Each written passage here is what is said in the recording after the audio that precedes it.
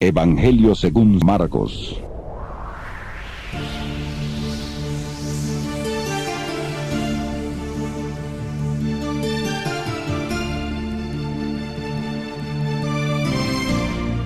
Te damos la bienvenida a tu programa Palabras de Vida Eterna. En estos momentos compartiremos el estudio del libro de Juan Marcos, Yohanan.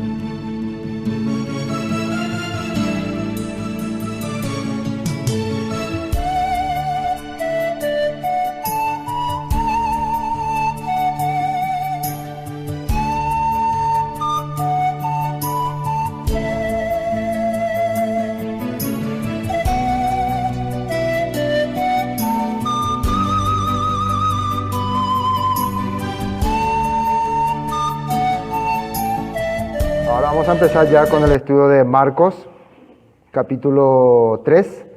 Entonces vamos al texto de la Biblia y arrancamos.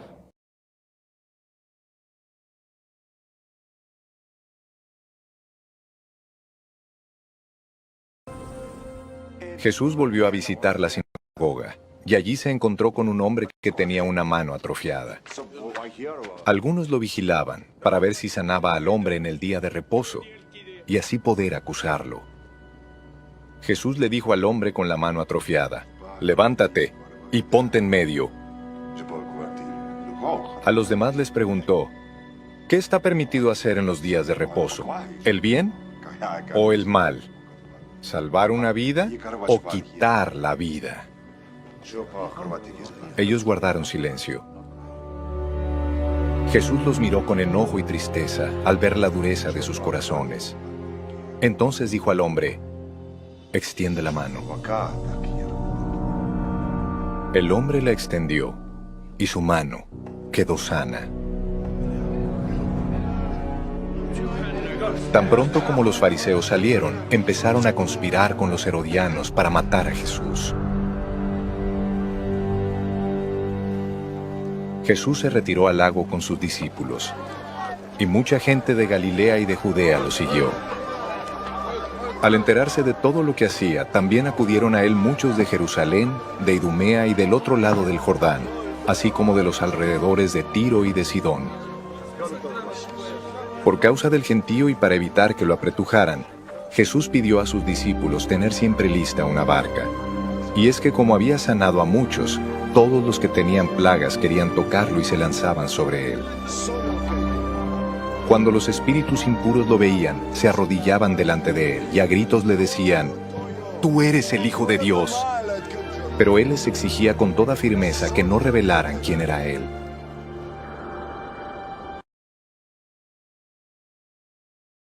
Entonces ya estuvimos viendo el texto de la Biblia, audiovisual. Ahora vamos a compartir.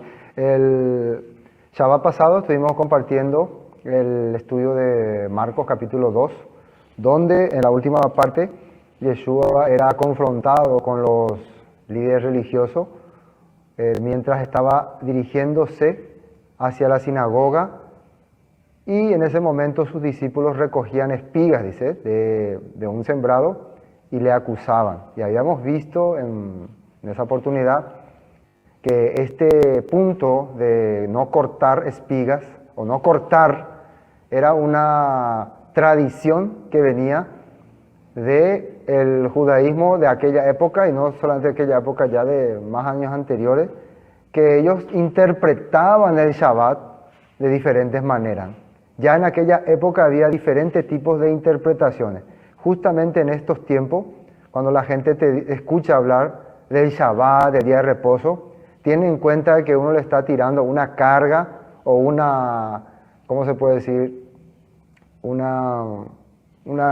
esfuerzo a alguien, le está cargando, porque piensa que el Shabbat es eso, ¿no? Es una carga. Ahora ya no estamos más bajo la ley, estamos bajo la gracia, ya no tenemos que andar haciendo las cosas de la Torá porque el Mesías ya nos libertó. Y muchas veces estos malas interpretaciones son por las tradiciones que había en el judaísmo, referente precisamente a los mandamientos. La misma palabra, obras de la ley que sale en Romanos y en Gálatas, se se habla acerca de las interpretaciones que hicieron los rabinos acerca de las obras, de los mandamientos. Y por eso se debatía. Pero ¿cómo nosotros podemos saber si es correcto guardar los mandamientos, guardar el Shabbat, hacer las cosas que el Todopoderoso dijo en la Escritura o no? ¿Cómo podemos saber si es así? No simplemente usando algunos textos de Romanos, algunos textos de Gálatas, ahí Romanos dice, Gálatas dice, y sin estudiar a profundidad las enseñanzas del Maestro. ¿Quién es el Maestro?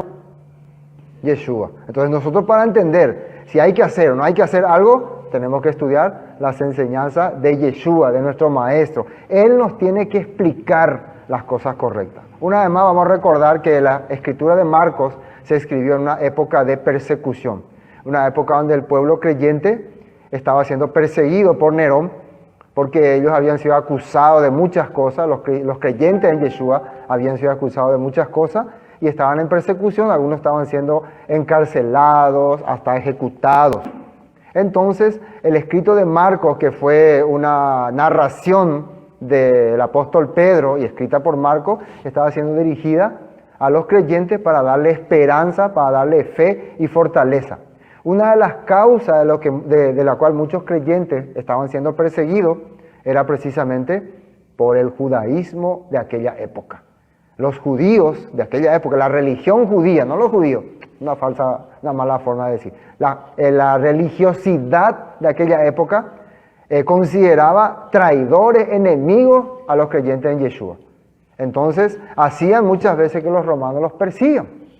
Bueno, eso para poder entender estos comentarios. Entonces, ahora ya en el capítulo 3, Yeshua ya está llegando a la sinagoga para compartir la palabra. Todo esto se realiza en el territorio de Capernaum, en el puerto de Capernaum, donde Yeshua hacía su ministerio. ¿Y qué dice aquí? Versículo 1, capítulo 3, versículo 1. Otra vez entró Yeshua en la sinagoga. ¿Qué quiere decir sinagoga? Lugar de enseñanza, lugar donde el pueblo se reunía para aprender. ¿Para aprender qué cosas se reunían? La Torá, los profetas. Entonces ahora ya en el capítulo 3, Yeshua ya está llegando a la sinagoga para compartir la palabra. Todo esto se realiza en el territorio de Capernaum, en el puerto de Capernaum, donde Yeshua hacía su ministerio. ¿Y qué dice aquí? Versículo 1, capítulo 3, versículo 1. Otra vez entró Yeshua en la sinagoga. ¿Qué quiere decir sinagoga? Lugar de enseñanza, lugar donde el pueblo se reunía para aprender. ¿Para aprender qué cosas se reunían? La Torá, los profetas y los salmos. Bueno, vamos a leer el capítulo 3 de Marcos, capítulo 3. Otra vez entró Yeshua en la sinagoga y había allí un hombre que tenía la mano seca. Como habíamos visto, la mano seca representa perder su habilidad, perder su capacidad de esfuerzo, de trabajo. Por eso era una cosa muy dificultosa para las personas de ese tiempo. Ahora vamos a ver la nota 1 en el capítulo 3. Dice mano seca, paralizada. Mano seca o paralizada, algunos autores sugieren que no era un problema de nacimiento, sino que tal vez producto de un accidente que incapacitó a este hombre y le impedía trabajar. Mano seca quiere decir que los nervios de su mano derecha se habían recogido y no la podía usar en la vida cotidiana. Mano derecha, esperanza para su vida. O sea, una persona representaba con su mano derecha que tenía esperanza, podía trabajar, hacer todas las cosas que requería la vivencia de ese día, ¿no? También significaba oportunidad para sobrevivir. Y dimos un ejemplo, en la Biblia tenemos un ejemplo cuando Jacobo tuvo su hijo, su último hijo, Benjamín, con su esposa Raquel. ¿Se acuerdan cómo le puso Raquel el nombre? Le puso Benoni, que significa hijo de mi tristeza. Pero después Jacob le cambió el nombre a Benjamín, que significa hijo de mi mano derecha, o sea, mi esperanza, mi oportunidad para sobresalir. Eso entonces vemos que era lo que representaba para un hombre perder la mano, ¿no? Específicamente vemos que esta persona era alguien que todos los días iba a la sinagoga con la esperanza de un día que a través de la palabra, a través de la fe que él estaba teniendo en el Eterno, el Todopoderoso le pueda dar a hacer ese milagro. Ellos creían en eso, aunque había mucha gente que religiosamente participaba de las actividades en Capernaum, pero había personas que con corazón y con decisión escuchaban la Escritura. Y por lo visto, esta persona estaba en la mira de Yeshua, ¿no? En la mente del todo. Hay que recordar una cosa también, que en aquella época los que tenían autoridad superior en la religiosidad eran los saduceos. Y para los saduceos esto no era ningún problema. Ellos no tenían este tipo de debates. Más bien estos debates eran entre los fariseos. Los fariseos tenían dos grupos importantes, que eran los seguidores de Shammai y los seguidores de Hillel. Los más estrictos eran los seguidores de Shammai, los que tenían bastantes reglas para el pueblo.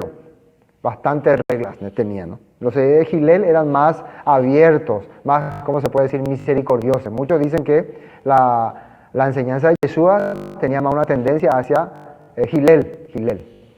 Bueno, versículo 2 dice: y las echaban para ver si en el día de Shabbat les sanaría a fin de poder acusarle. Vamos a la nota 2. Fíjense lo que dice ahí en Salmos 36, versículo 3, nueva traducción viviente. Todo lo que dicen los religiosos es retorcido y engañoso. Se niegan a actuar con sabiduría o a la Torah. Justamente este salmo está hablando de que me libre de esta gente impía. Cuando la Biblia dice impío, se refiere a la gente que se opone a lo que realmente la Torah o los mandamientos dicen. Y una de las maneras de oponerse es agregándole cosas que no están escritas y acusándole a la gente de eso. Dice, opositores de la Torah y del hombre engañoso e inicuo. Entonces, en este salmo dice que te libre del impío y del engañoso e inicuo. Que es engañoso, se presenta como buena persona, pero por el fondo tiene malas intenciones. Inicuo también significa el que tiene malos pensamientos, que tiene un corazón opositor negativo y pronto se va a manifestar. Fíjense lo que dice en 1 de Timoteo capítulo 4. Vamos a ver también, dice 4.1, dice nueva traducción viviente. Ahora bien, el Rúa HaKodesh nos dice claramente, ¿qué significa que el Rúa nos dice claramente? Que la palabra, las escrituras de los profetas, ¿no? Ahí está diciendo Torah, profetas, que en los últimos tiempos algunos de los se apartarán. En otra versión dice apostatarán de la fe. ¿Qué es fe? Emuná, promesas de restauración. Entonces, lo que nosotros podemos darnos cuenta que en el capítulo 2 menciona también que estos judíos, estos religiosos, el día de reposo, lo que hacían era querer transmitir, ¿no?, el mensaje negativo, el mensaje de las obras interpretadas por ellos. Entonces, aquí el apóstol Pablo está hablando ya que en los posteriores tiempos esto iba a ser ya cosa conocida, ¿no? ¿Y de qué cosa se habla? De que las personas se iban a apartar de lo que la Escritura dice. Que es emuná, promesa de restauración verdadera. Seguirán espíritus engañosos y enseñanzas que provienen de demonios. Entonces estamos viendo que de esa manera los apóstoles, volvemos al capítulo 2, nos están explicando exactamente lo que decía la Escritura. Y le acechaban para ver si ese día de reposo le sanaría a fin de poder acusarle. Entonces dijo al hombre que tenía la mano seca, levántate y ponte en medio. Vemos entonces que ya al final Yeshua les habla a ellos y les explica que es importante que ellos comprueben y que puedan ver el poder del Todopoderoso. Vamos al versículo 4. Y les dijo, ¿es lícito en los días de reposo hacer el bien o hacer el mal? ¿Salvar la vida o quitarla? Pero ellos callaban. Esto es importante acá en este versículo. Nosotros vemos que Yeshua les está haciendo una pregunta sobre qué es importante hacer en el día de reposo. ¿El bien o el mal? ¿Quitar la vida o darla, ¿no? Entonces, la respuesta tendría que ser, no, claro, en el Shabbat hay que hacer el bien. En el Shabbat hay que hacer las cosas como salvar la vida. ¿Pero qué ellos le respondieron? Dice ahí, pero ellos callaban, no tenían respuestas, no tenían, no sé cómo se puede decir, la certeza de lo que iban a decir. Bueno, entonces vamos a Deuteronomio capítulo 15, ¿no? Dice, esto es lo que Yeshua, podemos ver lo que está ahí en el capítulo 4, si el Shabbat está permitido dar vida o dar muerte, hacer el bien o hacer el mal. Miren lo que dice en capítulo 30 de Deuteronomio. Mira, yo he puesto, versículo 15, ¿no? Yo he puesto delante de ti hoy la vida y el bien. Este es el mandamiento, esto es la Torah, estas son las enseñanzas. Dice, yo he puesto delante de ti vida y el bien, la muerte y el mal. Dice, vida y bien y muerte y mal, para que podamos entender perfectamente lo que la Torah nos quiere decir. Vamos a la nota 15. Dice, nueva traducción viviente, ¿no? 30:15. Ahora escucha, en este día te doy a elegir entre, uno, la vida. ¿Qué es vida? Esperanza en el eterno. Si uno piensa que vida es solamente vivir así, el cotidiano, no significa nada. La vida para el pueblo de Israel era la esperanza en el eterno. ¿Qué es la vida? La esperanza en el eterno. Después, y la muerte quedará fuera de las promesas. Elige entonces. Y claro, nosotros elegimos la vida. Y también, punto 3, también prosperidad. Bien, que es vida correcta y justa.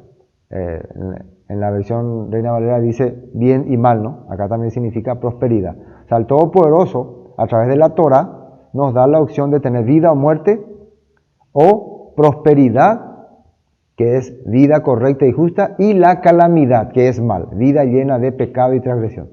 O sea, una persona si quiere vivir en pecado, en transgresión, en desobediencia, tiene la elección, el Padre le da la elección, pero si quiere vivir una vida correcta y justa, también la Torah, eso es lo que le está dando. Esto está en Deuteronomio 30:15. Eso es lo que el Padre le estaba diciendo, que hoy yo les doy a ustedes. Y miren lo que va a decir que el Padre quiere que escojan. Vamos a seguir leyendo el versículo 16. Porque yo te mando hoy, Deuteronomio 30:16, que ames al Eterno tu Elohim, que andes en sus caminos y guardes sus mandamientos, sus estatutos y sus decretos, para que vivas y seas multiplicado, y el Eterno tu Elohim te bendiga en la tierra a la cual entras para tomar posesión de ella. Mas si tu corazón se apartare y no oyeres, y te dejares extraviar, y te inclinares a dioses ajenos, y les sirvieres, yo os protesto hoy que de cierto pereceréis. No prolongaréis vuestros días sobre la tierra a donde vais pasando el Jordán para entrar en posesión de ella. El versículo 19 dice, a los cielos y a la tierra llamo por testigo. El testimonio del Todopoderoso al darnos. Y justamente esta parte de Deuteronomio representa la promesa de restauración. Si ustedes leen el 28, 29, habla de los pecados, del juicio, del destierro, de las maldiciones. Y en el capítulo 30 empieza a hablar de si hay arrepentimiento, si vos retornás a la fe, si vos retornás a la palabra, todas las bendiciones se van a recuperar.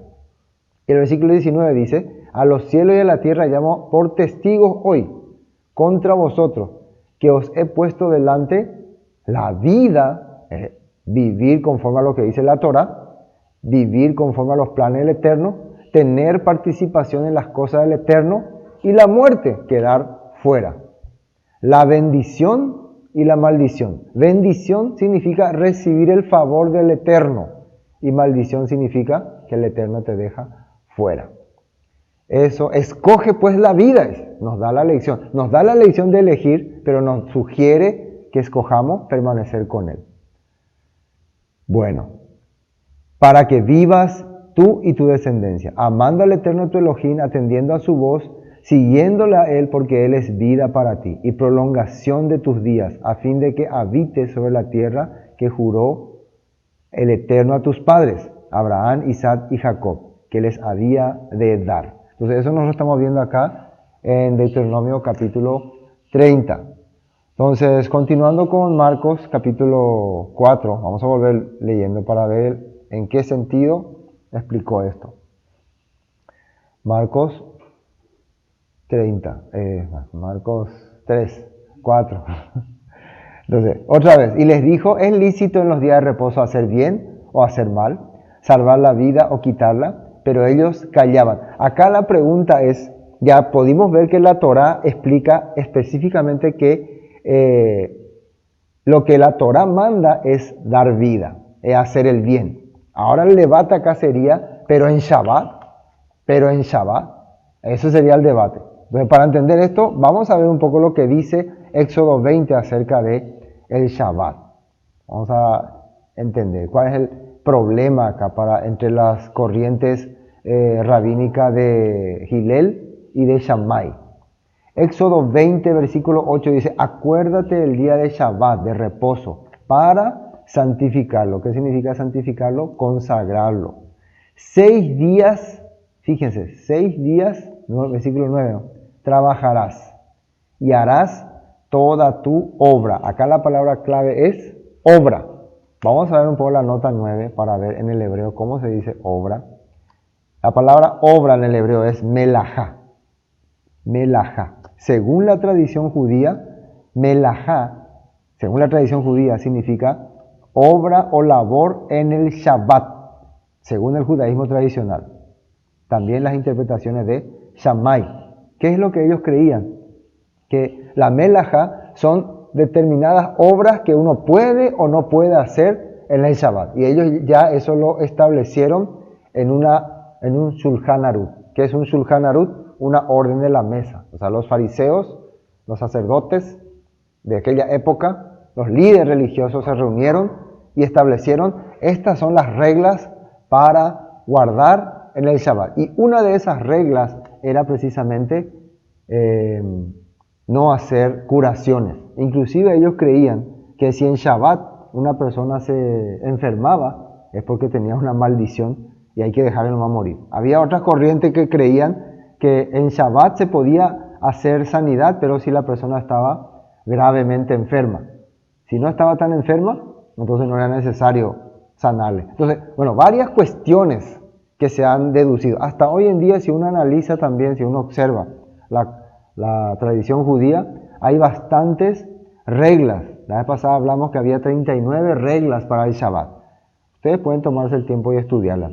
Bueno, entonces lo que vemos que acá lo que interrumpía la labor de Yeshua no era el que él estaba quebrantando ningún Shabbat. Él no estaba quebrantando el Shabbat. Eran las interpretaciones que hacían estos grupos del judaísmo. En especial la corriente de Shammai, que eran fariseos. Entonces, pero, ¿cuál es la melajá de Yeshua? Vimos entonces que la melajá de los fariseos era diferente a la melajá de Yeshua. Ese es el tema, ¿no? ¿Qué es melajá, por cierto? Obra. Para los fariseos, melajá quiere decir obras que se hacen en Shabbat. Ellos tienen una lista establecida en una orden de la mesa, que es Shulchan Aruch. Y de acuerdo a esa melajá, ellos les estaban ahora atacando a Yeshua. Y en una de esas melajá está de no sanar en día de reposo. Pero ¿cuál es la melajá según Yeshua? Y esa melajá según Yeshua está en los profetas. Recuerden que Yeshua enseñaba la Torá, los profetas y los salmos. Hemos visto ya la Torá, hemos visto ya los salmos y ahora vamos a ver qué dicen los profetas. Isaías 58, melajá según Yeshua, Isaías 58. Fíjense lo que dice ahí, versículo 13. Isaías 58, versículo 13. Guarden como santo el día de Shabbat, el día de descanso. En ese día no se ocupen de sus propios intereses. Primero, el día de Shabbat era día santo, Kadosh, un día consagrado al Eterno, donde nuestros corazones se tenían que dirigir hacia el Eterno. La pregunta que podemos hacer, estos religiosos, en estos momentos, ¿qué estaban haciendo ellos? ¿Hacia dónde estaban dirigiendo su corazón? Hacia acecharle a Yeshua. ¿Por qué tu discípulo? ¿Por qué tu discípulo? Constantemente estaban ellos buscando la manera de atacar, ¿no? De crear conflicto en Yeshua y sus discípulos. Entonces lo que los profetas dicen a través de Isaías es que el Shabbat es un día consagrado. Dice, en ese día no se ocupen de sus propios intereses. ¿Qué serían sus propios intereses? Lo que a vos, o sea, lo que tu pensamiento, tu mentalidad dice, no voy a tomarle como importante, mucho menos para acusarle a alguien, mucho menos para acusar. Y en eso estaría la halajá de los fariseos. Sino que, miren lo que hay que hacer en Shabbat, disfruten del día de descanso. Disfruten del día de descanso y hablen del día con delicia. ¿Qué dice ahí? Hablen del día con delicia. Esa palabra, hablen con delicia, significa las cosas que digan sean de esperanza para las personas. Primero disfrutar. Quiere decir que en ese día tenés que tener felicidad, alegría. Y también cuando vos hablas con una persona, tiene que ser palabra que da gusto, que es alegre. No, oye, Sabai, ¿por qué estás viviendo así, hereje? Morirás. ¿Esas son palabras de delicia? No. Entonces, una de las cosas que no hay que hacer en Shabbat es empezar a acusarle, a condenarle y a atacarle a las personas. ¿Qué hacían los fariseos, estos líderes religiosos? En Shabbat empezaban a acusar. Entonces, esto no está en la Torah, esto no es mandamiento, esto es, que era halajá rabínica, interpretada por ellos. Esto es lo que apóstol Pablo dice, las obras de la ley. Por estas causas es que ningún hombre puede ser justo. Nadie será justificado por las obras de la ley. ¿Qué son obras de la ley? Interpretaciones de hombre. ¿Y qué es lo que hace muchas veces las interpretaciones de hombre? Muchas veces lo que hace la interpretación de hombre es condenar, atacar. Eso no está entonces en las cosas que dice el Shabbat. Hablen del día con delicia, por ser el día santo del Eterno, por ser un día santo del Eterno. Dice también, honren el día de descanso en todo lo que hagan. Ahora, ¿qué significa la palabra honrar? Uno de los mandamientos dice, honra a tu padre y a tu madre. ¿Cómo se le puede honrar padre y madre? Supongamos que llega a la casa de tu papá y tu mamá y necesitan urgente que le lleve al hospital, o necesita que le haga una curación, o necesita que le haga un tratamiento, o que le ayudes en alguna cosa de la casa, urgente. Es el único día que vos podés ir a visitar a tu mamá, a ayudarla a acomodar las cosas. No, pero hoy es Shabbat, no tenés que hacer nada, esa es una falsedad. ¿Cómo vas a irte a pintar la puerta de tu mamá en Shabbat? Bueno, la gente así diría, ¿no? Honra a tu padre y a tu madre para que tus días se alarguen. ¿Qué es honrar en todo lo que hagan? Las cosas que haga sea para beneficio y provecho de tu semejante. Acá no te refiere a hacer algo para beneficiarte a vos mismo, para beneficiarse a tu propia, ¿cómo se puede decir? Bueno, eso, propia beneficio, ¿no? Sino a hacer algo para honrar a otras personas, al necesitado, en este caso, un hombre que está sufriendo por una enfermedad durante mucho tiempo, viene a buscar la ayuda del Todopoderoso ahí en la sinagoga, y viene un maestro que predica como dice la Torá. Entonces, para Yeshua sería cumplir este mandato de lo que dicen los profetas, de honrar este día sagrado y ese día darle esperanza. Amén. Ese día darle oportunidad. Entonces, ¿qué hay que hacer en Shabbat? Honrar en todas las cosas que haga. Que las cosas que haga sean de honra. Que quiere decir cosas beneficiosas, cosas de esperanza. En ese día, y no sigan sus propios deseos. No sigan sus propios deseos. ¿Cuál es el corazón que está teniendo ahora estos fariseos? Ellos están teniendo el deseo de acusar, de atacar a Yeshua por sus interpretaciones. Eso se puede llamar sus propios deseos. Y dice, ni hablen, ¿qué dice ahí? Palabras inútiles, palabras que perjudiquen, palabras vanas. Entonces vemos nosotros entonces la melajá de los fariseos y la melajá de Yeshua. ¿No? Yeshua está usando esta interpretación, esta explicación que da uno de los profetas, que era el profeta Isaías, que precisamente hablaba esto por causa de los religiosos que vivían en aquel tiempo en Israel, el tiempo del profeta Isaías. Bueno, vamos a continuar. Entonces, esta era la cuestión, ¿no? El tema de debate. Volvamos a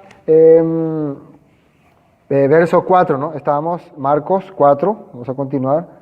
Marcos 4, versículo 4. No, perdón, es Marcos 4. Marcos 3, con todo esto de los cortes, ya. Marcos 3, 4. Bueno, entonces, y les dijo, es lícito en los días de reposo hacer bien o hacer mal, salvar vida o quitar la vida, pero ellos callaban. ¿Por qué ellos callaban? ¿Saben por qué ellos callaban? porque Yeshua estaba hablando conforme a lo que dice la Torá, los profetas y los salmos, y ellos no tenían cómo responder. Miren lo que dice acá en un texto, Romanos 2:17, lo que el apóstol Pablo también entendió. Romanos 2:17. Esto es importante. Fíjense lo que Pablo decía a los judíos de aquel tiempo cuando ellos le encaraban con la ley, con los mandamientos. ¿De qué manera le hablaba? Vamos a leer completamente. Del 17. He aquí, está refiriéndose a los líderes religiosos, tú tienes el sobrenombre de judío y te apoyas en la ley y te glorías en Elohim. Sobrenombre, dice. Él dice, yo soy un judío, un servidor. Y se apoya en la ley y se gloria en Elohim. Y tú conoces su voluntad e instruido por la ley apruebas lo mejor, dice. Y confías en que eres guía de ciegos, luz de los que están en tinieblas. O sea, los judíos, los líderes religiosos sentían, nosotros guiamos a los que están en oscuridad porque somos la luz para ellos. Sí, está diciendo. Dice, instructor de indoctos, maestro de niños, que tienes en la ley la forma de la ciencia y de la verdad. Vos conocés muy bien que la ley es el conocimiento pleno y las cosas correctas. Tú pues, miren lo que dice 21, que enseñas a otros, no te enseñas a ti mismo. Tú que predicas que no se ha de hurtar, ¿qué dice ahí? Hurtas. Ellos cometían muchos tipos de robo, pero claro, esto no se sabía. Y Pablo sabía porque él era antes parte de ellos, él estaba también en ese sistema religioso, por eso le está hablando así. Tú que dices que no se ha de adulterar, ¿qué dice ahí? Adulteras. Tú que abominas de los ídolos, cometes sacrilegio. ¿Qué significa sacrilegio? Ellos mismos profanan muchas veces las cosas sagradas, cosas que no se ha de hacer. Ellos muchas veces hacen, pero claro, en secreto, delante de las personas no. Así vivían estos líderes religiosos. Pablo les está desenmascarando acá. Tú que te jactas de la Torá, dice, con infracción de la Torá, deshonras a Elohim. ¿Qué significa esto? Vos decís, yo vivo conforme a la Torá, pero cuando viví, cuando actúa, cuando aplica, vos estás desobedeciendo la Torá. Y así le deshonra al Padre. Porque como está escrito, dice 24, el nombre de Elohim es blasfemado entre los gentiles por causa de vosotros. ¿Eso dónde está escrito? Eso está aquí en Isaías 52:5, ¿no? Y ahora, ¿qué hago aquí? Dice el Eterno, ya que mi pueblo es llevado injustamente y los que en él se señorean lo hacen aullar, dice el Eterno, y continuamente es blasfemado mi nombre todo el día. Se refería a los líderes de aquella época. En aquella época estaba hablando, creo que refiriéndose a Efraín, que por causa de los líderes que corrompieron el mensaje correcto, el pueblo tuvo que ser llevado en destierro. Entonces hoy en día, por causa de las malas interpretaciones de los líderes religiosos, muchas personas que hacen blasfeman. Muchos creyentes en la Biblia dicen, por ejemplo, esto de que Pablo dijo, Pablo enseñó, porque se confunden con estas interpretaciones que ha habido. Una parte en Jeremías dice que cuidado con la pluma mentirosa de los escribas y fariseos. Todas estas tradiciones que se han agregado, que se le han añadido a los mandamientos, ha hecho que todo el cristianismo en general empiece a manifestar cosas incorrectas de la palabra y decir cosas que el apóstol Pablo no dijo. Sigamos, fijémonos en segundo libro de Pedro, capítulo 3. Segundo libro de Pedro, capítulo 3, segunda carta. Segunda carta de Pedro, capítulo 3. Fíjense lo que el apóstol Pedro dijo también con referencia a Pablo. Versículo 15. Dice, y tened entendido que la paciencia de nuestro Señor es para salvación, como también, que dice ahí, nuestro amado hermano Pablo, según la sabiduría que le ha sido dada, os ha escrito. Al apóstol Pablo se le reveló mucha sabiduría referente a los textos y por eso él escribió sus epístolas. ¿Dice quién? El apóstol Pedro. Entonces Pedro está testificando que muchos de los escritos de Pablo fueron revelados por el Rúa. Ahora, fíjense lo que pasó con esos escritos que Pablo ha... Y casi en todas sus epístolas, hablando en ellas de estas cosas, entre las cuales hay algunas difíciles de entender, dice. Hay algunos puntos que mucha gente no puede captar muy bien, precisamente el tema de la restauración de Israel, el regreso de los Goín, que eran pueblo perdido, que estaban las 12 tribus de Israel. Ese tema muchos no le comprendían muy bien al apóstol Pablo. Y otro de los temas también estaba en relación a las interpretaciones rabínicas. Muchas veces a Pablo le acusó, ya en aquella época, se le acusó de estar en contra de los mandamientos, en contra de lo establecido por la Torá. Pero él muchas veces trató de explicar que no era así. Inclusive cuando estaba compadeciendo ante Agripa, él dijo que a mí se me enseñó, o sea, yo predico conforme a la ley de Moisés, los salmos y los profetas. Todo lo que está escrito, ninguna cosa digo que no está escrito en la palabra. Esa era la manera de expresarse el apóstol Pablo. Pero la gente que hacía, le malinterpretaba y a través de su la mala interpretación que ellos le hacían, engañaban a las personas. Como hoy está ocurriendo. O sea, ya ocurría en esa época, hoy con más razón. Pablo dice, Gálatas dice, Romano dice, sin entender, sin analizar el libro, sin analizar el contexto, la gente se expresa así. ¿Y qué dice acá? Las cuales hay algunas difíciles de entender, las cuales los indoctos e inconstantes tuercen, como también las otras escrituras. ¿Qué es lo que tuercen los indoctos? Los que no tienen, ¿qué sería indocto? Estudio profundo o entendimiento profundo, sería eso correcto. Tuercen los escritos de Pablo y también otras escrituras, dice. Empiezan a hablar que este tema es así, este tema es así, Pablo dijo así, Pablo dice así acá. Eso es lo que hoy ocurre. Y algunos dirían, ¿y no será que nosotros también estamos en ese punto? Por eso es que nosotros decidimos, cuando empezamos a estudiar los libros, estudiar libro por libro, capítulo por capítulo, versículo por versículo, para ir entendiendo a profundidad qué es lo que el apóstol Pablo y el Señor Yeshua y la Torá y los profetas nos quieren decir.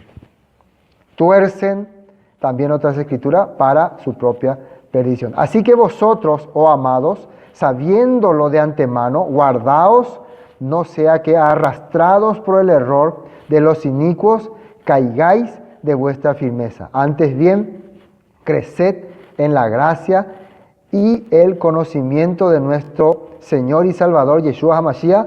A Él sea gloria ahora hasta el día de la eternidad. Amén. Así dice la palabra. Bueno, creo que estamos entendiendo lo que Yeshua le está haciendo entender a ellos cuando le pregunta. El objetivo de el Shabbat es hacer lo correcto o lo incorrecto. Ya hay bastantes textos que explican, pero ellos tenían la escritura torcida. Volvamos a Marcos 3. Marcos 3. Bueno, versículo 4, ¿no? El versículo 5. Finalmente ellos, ¿qué hacían? Callaban. ¿Por qué? Les dejó sin habla. Y miren lo que ocurrió después. Entonces, mirándolos alrededor, se enojó, entristecido por la dureza de sus corazones. Dijo al hombre, extiende tu mano. Y él la extendió y la mano le fue restaurada y sana. ¿Qué dice acá que pasó con Yeshua? Se enojó. ¿Por qué se enojó? Porque a pesar de que él les está haciendo entender lo que la Torá quiere decir, recuerden que aunque acá nos sale que le mostró todos estos textos, pero ellos ya entendían con qué objetivo uno llega a la sinagoga para aprender la Torá, los salmos y los profetas.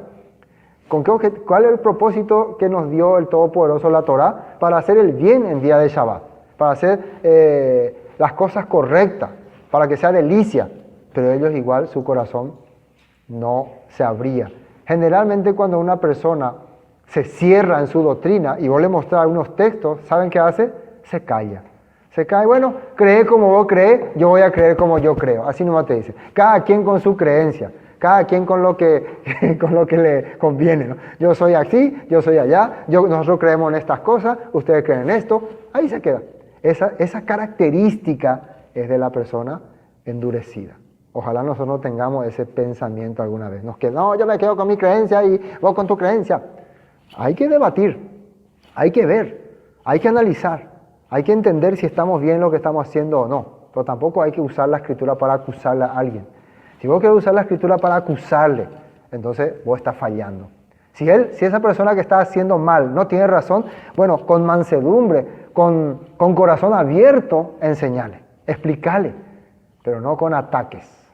No con ataques. Yo también estoy convencido de que si la persona hace las cosas que al Padre le agrada, vive una vida correcta, no hay necesidad de que otra vez le condene por tus dogmas o por tus puntos de vista. Porque a vos te gusta servir así, a vos te gusta adorar así, le vas a empezar a atacar a la persona que no hace como vos haces. Entonces hay que analizar cada punto cuidadosamente, bíblicamente y con tranquilidad y con armonía. Amén. Pero ellos cerraron y se endurecieron su corazón. Entonces le causó enojo a Yeshua, porque aunque le mostrara la palabra, ellos siguen en su camino. Miren versículo 6. Y salidos, al final el hombre fue restaurado y ellos ¿qué hicieron? Se maravillaron, aleluya, qué bueno, el Todopoderoso está trabajando en los hombres. No, ni siquiera reconocieron ese milagro, sino que, y salidos los fariseos, tomaron consejo con los herodianos contra él para destruirle. Se fueron y se aliaron con otro grupo. ¿Y quién era ese otro grupo? Los herodianos. ¿Ustedes saben quiénes son los herodianos? Los herodianos son un grupo religioso pagado por Herodes. Servidores de Herodes significa herodiano. Servidores de Herodes. Entonces Herodes, para estar bien supuestamente con el Todopoderoso, tenía su propia cuadrilla de religiosos, sus propios sacerdotes, que estaban ahí todos los días enseñándoles supuestamente, ¿no? Pero la verdad ellos lo que hacían era ver que el pueblo esté satisfecho con Herodes, que el pueblo, ellos consultaban al pueblo y todas las faltas y errores que el rey Herodes hacía desde su padre, Herodes grande, este era Herodes Antipas, ¿no? Desde Herodes antiguo, ellos tenían ya sus seguidores. ¿Se acuerdan de Herodes grande? El grande, ¿no? Que cuando llegaron los magos, ahí aparecieron unos religiosos que le dieron correcta interpretación de lo que tendría que ocurrir con el Mesías, pero no le explicaron la verdad. Siempre al favor de él. Estos eran los herodianos. Entonces, con esta gente, supuestamente para los fariseos, en especial para la rama de Shammai, los herodianos eran unos falsos. Pero ahora, para ir en contra de Yeshua, ellos le estaban pidiendo favores. ¿Por qué? Ellos lo que querían era que los herodianos intervengan a través del rey Herodes para apresar a Yeshua. O sea, así el hombre corrupto, el hombre que utiliza la religión, se involucra con la política, se involucra con hombres poderosos para atacarte. Nosotros hemos vivido esa experiencia, ¿no? Hay gente que se aprovecha de la religión, de la creencia y se mezcla con la política, con el gobierno, con las cosas tradicionales y protege al gobierno. Sí, Dios bendiga este gobierno, no estamos hablando en contra de ningún gobierno, pero hay personas, hay líderes religiosos que utilizan la religión para que el gobierno, hay gobiernos que utilizan a los religiosos para que le den visto bueno. Yo escuché, por ejemplo, Hugo Chávez, ¿no? Tenía unos pastores que le alababan, este es enviado por Elohim, por Dios, ¿no? Así, aquí también. Mucha gente por eso busca el favor de los intendentes, diputados, presidentes, etc. Para Yeshua y Juan Bautista no existía eso. ¿Se acuerdan Juan Bautista cuando le vio a Herodes?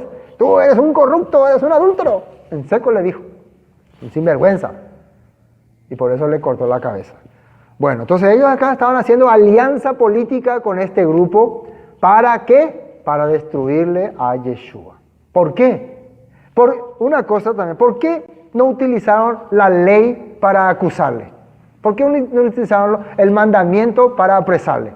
Porque Yeshua nunca les estaba hablando nada en contra de los mandamientos. Inclusive nosotros vemos que más adelante estos mismos líderes ya en Jerusalén dice que estaban buscando alguna cosa de la ley para acusarle, pero no podían encontrar, porque Yeshua nunca hablaba en contra de los mandamientos, hasta que trataron ya de usar hasta la moneda, ¿no? Es justo dar tributo a César, hasta ahí trataron de engañarle. Yeshua vivía correctamente, hacía lo correcto. Amén. Bueno, finalmente, vamos a la nota 6. Marcos 3:6, nueva traducción viviente. Los fariseos salieron enseguida y se reunieron con los partidarios de Herodes para tramar cómo matar a Yeshua. Partidarios de Herodes. Bueno, el versículo 7 dice, más Yeshua se retiró al mar con sus discípulos y le siguió gran multitud de Galilea y de Judea. 8. Fíjense que a pesar de que él estaba ahí debatiendo con los fariseos, los herodianos se unieron con los fariseos para matarle, la gente, esa gente común, esa gente sincera, esa gente que estaba ya desesperada porque vivía bajo sombra de muerte, vivía con engaño, con mentira. Inclusive dice cuando Yeshua predicaba, se admiraban de su doctrina. ¿Qué estaba haciendo? Le seguían. Hay muchas personas que buscan la verdad. ¿Quiénes son los que interrumpen a la gente que busca la verdad? Lastimosamente, estos líderes religiosos. No le escucha a esa gente, no escucha a esos que se disfrazan detrás de una denominación, detrás de un eslogan grande, de un membrete enorme. Interrumpe que gente que realmente busca al Todopoderoso le encuentre. Y lastimosamente algunos se dejan arrastrar. En vez de buscar la palabra correcta, el mensaje correcto del Todopoderoso, ser parte del pueblo de Israel, se van bajo la guía de las tradiciones. Siguen a líderes casi políticos. Esa es la verdad. Entonces, pero acá, ¿qué ocurrió? Versículo 8. Le seguían, ¿no? De Jerusalén. Gente importante ya estaba viniendo de Jerusalén. Idumea. ¿Dónde queda Idumea? La parte sur, donde estaba Edom. Muchos de los herodianos y los seguidores de Herodes eran idumeos. Ellos también estaban ya buscando la palabra a través de Yeshua. Del otro lado del Jordán, dice. Y de los alrededores de Tiro y de Sidón. ¿Hacia dónde queda Tiro y Sidón? Hacia el norte. Zona donde vivían anteriormente los fenicios. Esa región también venía de ahí. Oyendo cuán grandes cosas hacía, grandes multitudes vinieron a él. Mucha gente entonces empezó a escuchar la palabra. ¿Y a dónde venían? A Capernaum. Porque ahí Yeshua estaba predicando. Capernaum, la tierra que era sombra de muerte. Vio los mayores milagros del Todopoderoso. 9. Y le dijo a su discípulo que le tuviesen siempre lista la barca a causa del gentío para que no le oprimiesen. Ahora vamos a ver un texto que habla acerca de esta profecía de que mucha gente de los alrededores van a volver en el futuro. Isaías 11. Esto es una profecía que aquí se está cumpliendo. Isaías 11.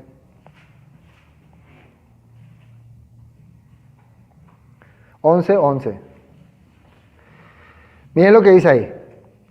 Profecía mesiánica. 11. Asimismo acontecerá en aquel tiempo que el Eterno alzará otra vez su mano para recobrar, ¿qué dice que significa recobrar? Rescatar. El remanente de su pueblo que aún quede en Asiria. ¿Se acuerdan que los asirios llevaron a las 10 tribus? Egipto. Muchos también quedaron en Egipto en el tiempo de la deportación a Babilonia. No muchos que fueron allá y se quedaron ahí. Patros, Etiopía, Elán, la zona de Babilonia, Sinar y Amat. ¿Y qué dice ahí? Y en las costas del mar. Va a llegar el tiempo en que el Mesías va a empezar a llamar, recuperar. Y ahora vienen. Ahora se está cumpliendo aquí en Capernaum nada más. Esto es una previa de lo que el mensaje del Mesías iba a hacer para todas las naciones. Amén. Vamos a la nota 11. Isaías 11, nueva traducción viviente. Levantaré bandera, dice, en medio de las naciones y reunirá a los desterrados de Israel. Juntará al pueblo disperso de Judá desde los confines de la tierra. Dice. Esta era una previa a lo que estaba haciendo el Mesías, de que todos los que están perdidos, los desterrados de Israel, iban a volver a su tierra. Versículo 13. Entonces por fin terminarán los celos entre Israel y Judá y dejarán de ser rivales. ¿En qué consiste el nuevo pacto según Hebreos capítulo 8? En poner la Torá en la mente y en el corazón y unir a Judá y a Israel. Amén. Las 10 tribus perdidas con los judíos. Eso. ¿Quiénes son los judíos? El pueblo que hasta ahora está guardando las tradiciones, ¿no? ¿Quiénes son los israelitas perdidos? nosotros de la tradición cristiana también, que estamos abriendo los ojos y estamos volviendo a la verdad, a la revelación correcta. Estamos de todas partes uniéndonos otra vez al mensaje. Eso es lo que representa el mensaje de restauración del Mesías. Y eso lo estaba haciendo en un día de Shabbat, día de reposo. ¿Estaba mal o estaba bien lo que estaba haciendo Yeshua? Excelente. Estaba excelente. Bueno, continuemos. Marcos. Ya nos falta poco. Marcos 3, 12. Marcos 3, 12. Nos quedamos, no, en 10 no nos quedamos, ¿no? Porque había sanado a muchos, de manera que por tocarle, cuando tenía plagas, caían sobre él. Porque había sanado a muchos, de manera que por tocarle, cuantos tenían plagas, caían sobre él. Entonces, en ese momento, toda esa gente que venía tenía enfermedades, dolencias, malestares. Yeshua, ¿qué hacía? Los sanaba, los tocaba y las plagas volaban, desaparecían. Esto no es nada más y nada menos que el cumplimiento de lo que dice la Torah. Amén.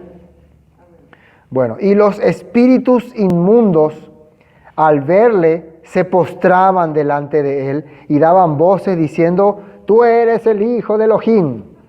Mas él le reprendía mucho para que no le descubriesen. ¿Qué hacían los espíritus inmundos? Ya hablamos mucho de esto, ¿no? Son los espíritus que se habían revelado en la antigüedad y estaban ahí viviendo en esa región. Ellos empezaban a testificar: este es el Hijo de Elohim, este es el Hijo de Elohim. ¿Y qué le decía Yeshua? Cállate. ¿Por qué? Ellos no tienen autoridad para manifestar nada acerca del Mesías. Por eso cuando nosotros vemos que las personas le quieren hacer hablar a los espíritus inmundos, eso no es lo que el Mesías quiere. El Mesías quiere que le hagamos callar. Tú no tienes derecho de hablar, tú no eres nadie, tú no tienes autoridad. ¿A quién se le dio la autoridad para anunciar que Yeshua es el Hijo de Dios y el Mesías?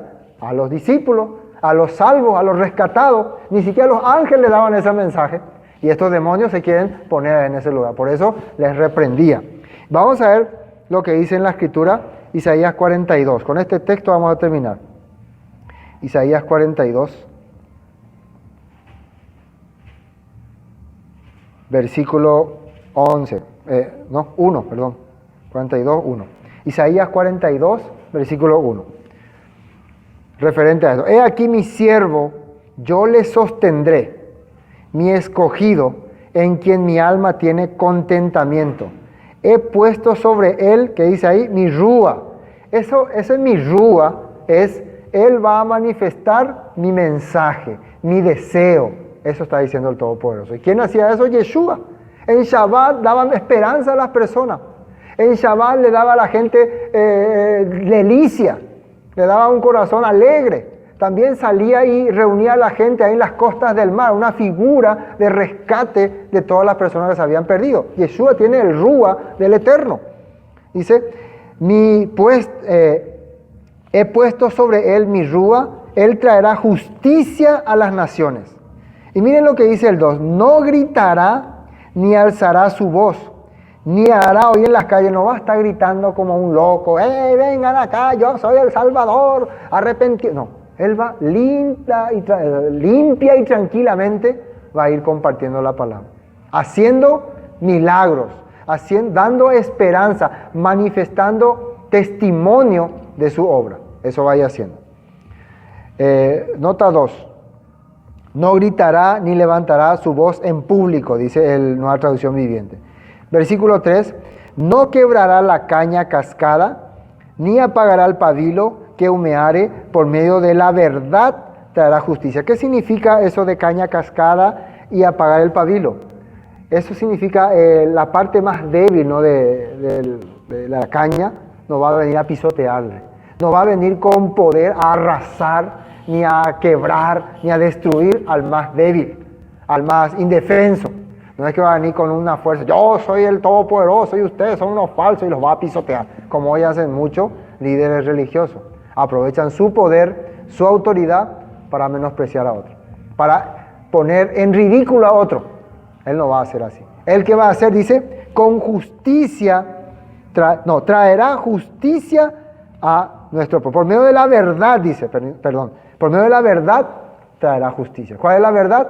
La revelación de la Torá, la revelación de los profetas, la revelación de los salmos, la interpretación correcta de las escrituras, la restauración del pueblo perdido. Y una cosa importante, el rescate de las ovejas perdidas a través de su sacrificio. Eso es traer justicia.